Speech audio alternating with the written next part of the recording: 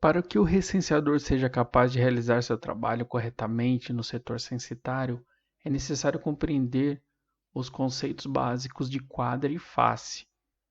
Pause o vídeo e verifique as imagens abaixo.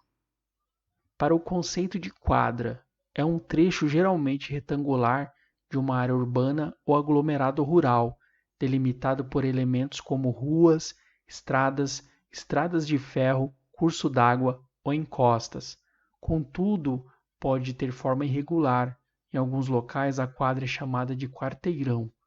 Face é cada um dos lados da quadra, contendo ou não endereços. Endereço. O endereço reúne informações que permitem identificar uma unidade construída ou em construção dentro de um município, tal como casa, prédio, apartamento, um estabelecimento, enfim. O IBGE adota um padrão de registro de endereços bastante detalhado, que será objeto de treinamento presencial. Detalhamento abaixo. Logradouro. Logradouro é uma área ou via pública reconhecida pela comunidade em que circulam pessoas, veículos e mercadorias. Na maioria das vezes recebe o nome de conhecimento geral. Um logradouro pode ser uma avenida, uma viela, uma praça, uma estrada, um acesso ou até mesmo um rio. Ao se registrar um logradouro, deve-se denominá-lo preferencialmente segundo a forma oficial, sem omissão de termos e sem abreviações. Exemplo, Rua Santo Antônio, Avenida Corifeu de Azevedo Marques, Estrada BR-101, Rio Solimões, etc. Número é o valor numérico propriamente dito que indica a posição de identificação no logradouro. Complemento. Muitas vezes, ao chegar em um número de um logradouro, observamos a existência de várias unidades, cujo acesso se dá pelo mesmo número, pela mesma posição no logradouro. Complemento é utilizado para identificar cada unidade nesse número. Essa situação é muito comum em edificações com múltiplas unidades, tais como prédios ou condomínios residenciais. Por exemplo, de complemento, bloco, apartamento, casa 1, casa 2, fundos, sobrados, etc. A tabela a seguir apresenta alguns exemplos de endereços, segundo os componentes explicados anteriormente. Pause o vídeo e verifique.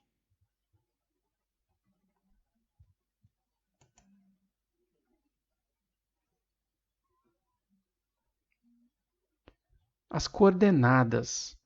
As coordenadas geográficas consistem em um dos métodos mais eficientes de localização, pois permite identificar qualquer ponto na superfície da Terra por meio de dois valores, latitude e longitude.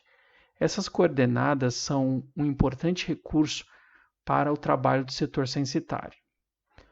Os valores de latitude e longitude podem ser obtidos através de um receptor de sinais de satélites que se encontra integrados no DMC. Confira abaixo definições mais específicas desses valores. Latitude é o afastamento medido em graus da linha do Equador até um ponto qualquer da superfície terrestre. Ela vai de 0 grau a 90 graus e pode ser norte ou sul. Longitude é o afastamento medido em graus do meridiano de Greenwich até um ponto qualquer da superfície terrestre. Ela vai de 0 grau a 180 graus e pode ser leste ou oeste.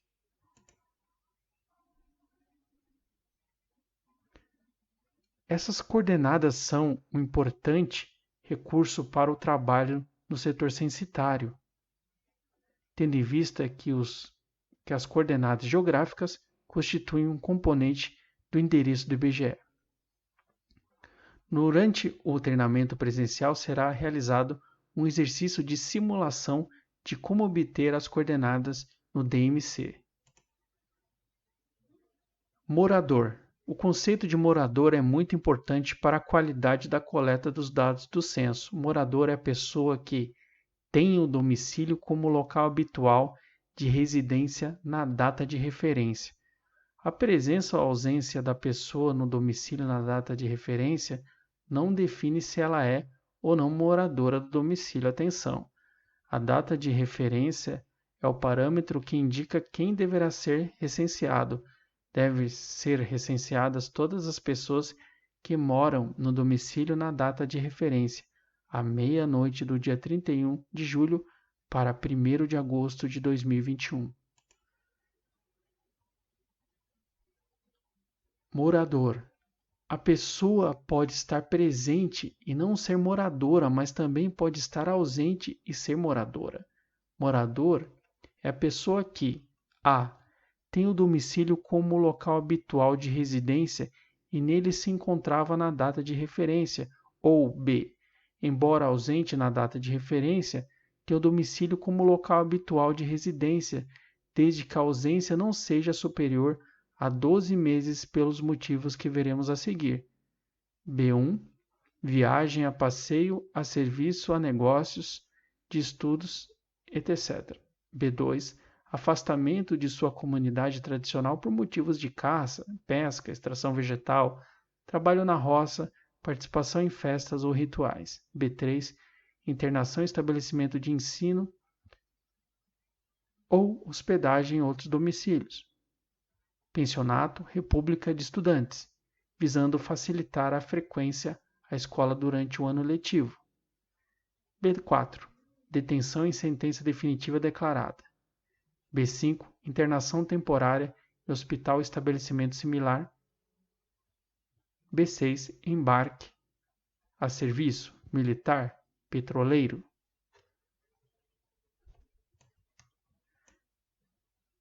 Em todas essas situações é importante certificar-se de que a ausência não ultrapasse 12 meses, período considerado até a data de referência, à meia-noite do dia 31 de julho para 1º de agosto de 2021.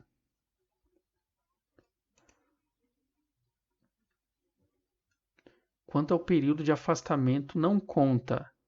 A fim de evitar que uma mesma pessoa seja contada em 2 domicílios ou que não seja contada em nenhum dos dois, é importante ter atenção em alguns casos especiais. Se na data de referência a pessoa se encontrava afastada do domicílio de origem por estar internada permanentemente em sanatórios, asilos, conventos ou estabelecimentos militares, estar morando em pensionatos sem ter outro local habitual de residência, ter sido condenada com sentença definitiva declarada, ter migrado para outras regiões em busca de trabalho e lá fixou seu domicílio.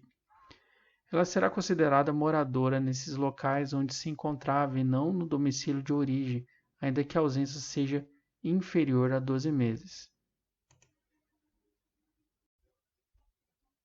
No caso de pessoas que ocupam 2 ou mais residências, será necessário investigar com a pessoa entrevistada qual era sua residência principal na data de referência, pois ela não pode ser considerada moradora de 2 residências ao mesmo tempo. Para determinar qual é a residência principal do morador, deve-se obedecer os seguintes procedimentos. Solicite ao entrevistado que indique qual a sua residência habitual, residência principal. Caso o entrevistado não possa indicá-la, considere como principal residência que passa a maior parte do ano. Caso a pessoa ocupe 2 residências em períodos iguais durante o ano, considere residência principal a que possui há mais tempo.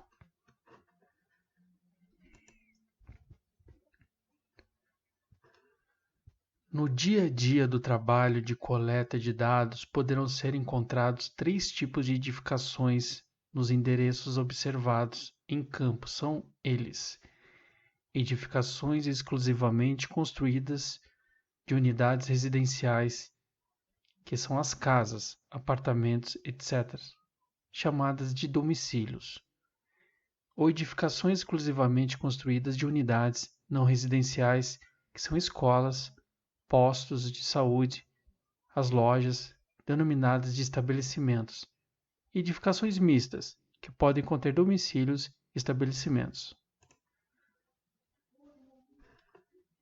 As espécies de unidades visitadas se classificam de forma geral em domicílio e estabelecimento.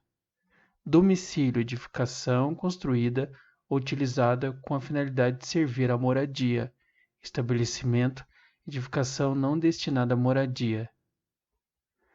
Nesse momento é fundamental conhecer o que são as espécies de estabelecimento e domicílio, bem como duas classificações mais específicas de domicílio: domicílio particular e domicílio coletivo. No censo, deve-se considerar a data de referência para classificar a espécie da unidade visitada encontrada no endereço. Após a confirmação do endereço, o recenseador identificará a unidade visitada conforme a finalidade de seu uso na data da referência, à meia-noite do dia 31 de julho para 1º de agosto de 2021. Importante. A finalidade de uso que se faz da edificação na data de referência associada a um endereço caracteriza a espécie da unidade visitada, domicílio ou estabelecimento. Estabelecimento. Toda edificação utilizada para fins não domiciliares, encontrada no setor censitário é classificada como estabelecimento. Exemplos: escolas, prédios, lojas comerciais, postos de saúde, templos religiosos, plantações, etc. Existem ainda formas mais detalhadas de classificar os estabelecimentos que serão estudados no treinamento presencial. Domicílio. A identificação de um domicílio dependerá da aplicação correta do seu conceito. Conceito: local construído com a finalidade de residência ou moradia. Em geral, não há dificuldade para identificar um domicílio, já que a maior parte das pessoas residem em apartamento ou casa. Pode-se encontrar um domicílio em um lugar inesperado ou fora do comum, como, por exemplo, um cômodo que serve de moradia em um prédio exclusivamente comercial ou nos fundos de uma borracharia, ou ainda encontrar domicílios em tendas, barracas, trailers ou residências flutuantes. Atenção! Domicílio é o local estruturalmente separado e independente, que se destina a servir de habitação a uma ou mais pessoas. É também domicílio o local que não era destinado originalmente a ser utilizado como tal, mas que passou a sê-lo em momento posterior. Logo, o recenseador deve estar sempre atento em primeiro olhar. Nem sempre é possível identificar se existe mais de um domicílio em um mesmo terreno, ou se, além das aparências, existe um domicílio em local inesperado ou não facilmente identificável. Vejamos exemplos: fundos de terrenos, andares superiores e inferiores, subsolos e residências de porteiros ou zelador em edifícios residenciais, e habitação de caseiros em casas de veraneio. Edificações aparentemente não residenciais, edifícios comerciais, estabelecimentos de prestação de serviços, indústrias, estabelecimentos agropecuários, etc. Critérios de separação e independência. Os critérios de separação e independência são essenciais para definir e caracterizar corretamente a existência de um domicílio ou mais de um em uma mesma propriedade ou terreno. Esses critérios devem ser entendidos simultaneamente. Separação física. Este critério é atendido quando os cômodos do domicílio são limitados por paredes, muros ou cercas e cobertos por um teto. Isso permite que as pessoas que nele habitam se isolem das demais para dormir, preparar ou consumir seus alimentos e proteger-se do ambiente externo. Separação de despesas. Esse critério é atendido quando os moradores arcam total ou parcialmente com suas despesas de alimentação e moradia. Independência. Esse critério é atendido quando o local de habitação tem acesso direto, que permite aos seus moradores entrar e sair sem necessidade de passar por locais de moradia de outras pessoas. Atenção: um domicílio só será caracterizado corretamente quando forem atendidos simultaneamente as condições de separação e independência. Os domicílios são classificados em dois grupos: domicílios particulares e domicílios coletivos. Existem ainda dentro desses dois grupos outras classificações derivadas. Por ora, veremos apenas as que caracterizam esses dois grupos: domicílio particular e domicílio coletivo. As demais classificações de domicílio serão objeto de estudo no treinamento presencial. Domicílio particular é o domicílio que foi construído para habitação e que é utilizado para essa finalidade, servindo de moradia a uma ou mais pessoas. Nele, o relacionamento entre seus ocupantes é ditado pelos laços de parentesco, de dependência doméstica ou por normas de convivência. Exemplo: casas, apartamentos em edifícios ou apart-hotéis, habitações em cortiço, casas de cômodos, habitações indígenas, sem paredes ou malocas.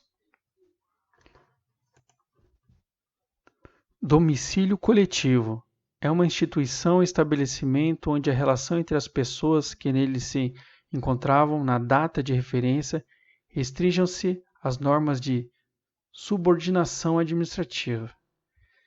Note que as pessoas que ali se encontravam podiam ser residentes ou não, por isso o domicílio pode ser caracterizado como coletivo com ou sem morador na data de referência. Exemplo: abrigos, orfanatos, hotéis, quartéis, penitenciários, etc.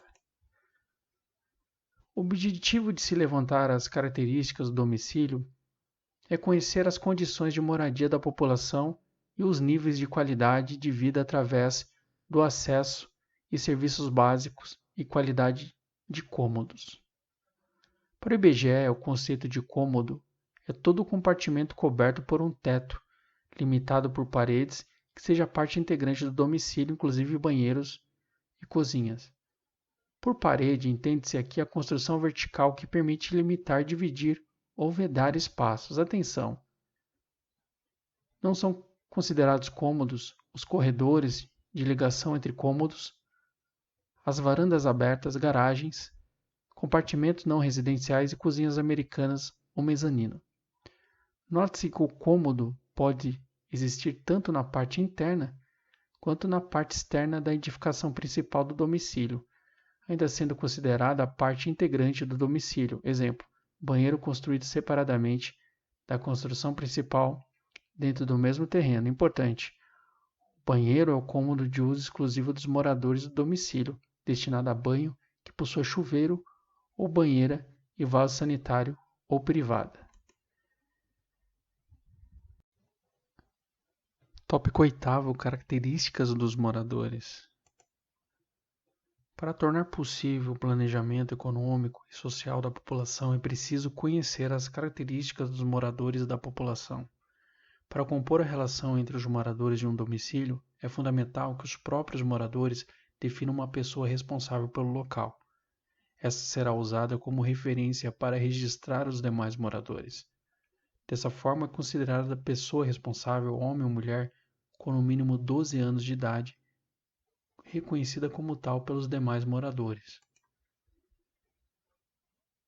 Etnias e migração. No levantamento das informações sobre os moradores, são investigados os seguintes temas: identificação étnico-racial, imigração internacional e migração interna. Veremos a seguir como eles são identificados. Identificação étnico-racial é o pertencimento declarado da pessoa a um grupo étnico, indígena ou quilombola, ou a sua classificação declarada em relação às categorias de cor ou raça do IBGE. Imigração internacional é o ato de ingressar no Brasil para aqui residir. Migração interna é o ato de deixar um município para morar em outro município dentro do território nacional. Grau de instrução. O objetivo do levantamento de informações sobre educação é caracterizar a educação da população residente no Brasil, investigando o analfabetismo, a frequência escolar, o nível de instrução e a área de formação no ensino superior. No grupo de quesitos de educação, questiona-se, por exemplo, sobre a alfabetização do morador, com a seguinte pergunta: sabe ler ou escrever? Pelo menos um recado ou bilhete simples no idioma que conhece.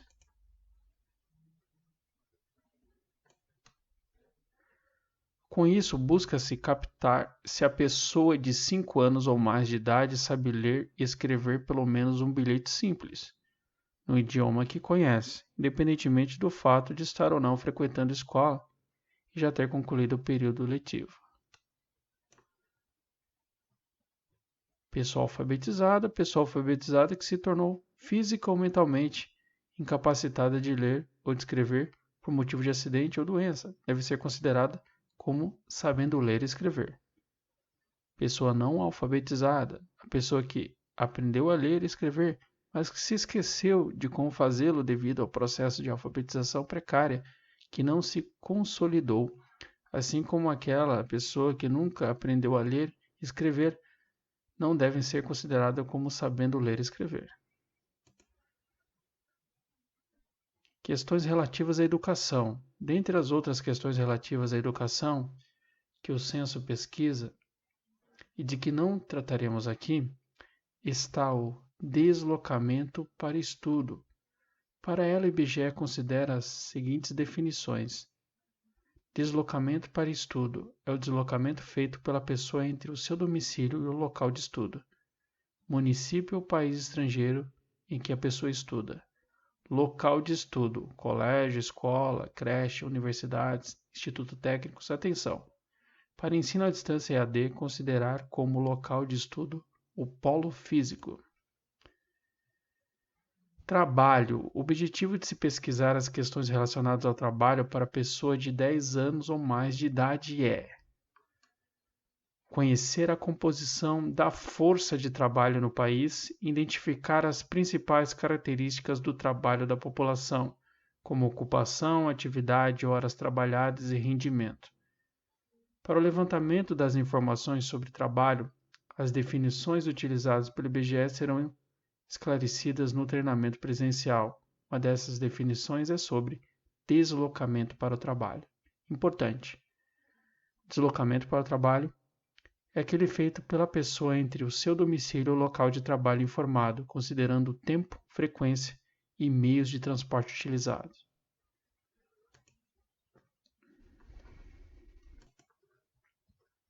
Considerações finais.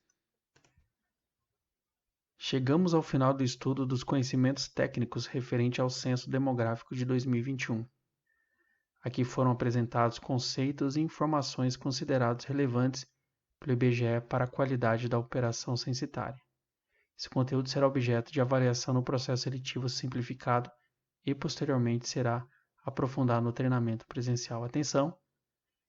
É muito importante que você esteja preparado para desempenhar bem o seu trabalho com profissionalismo e segurança.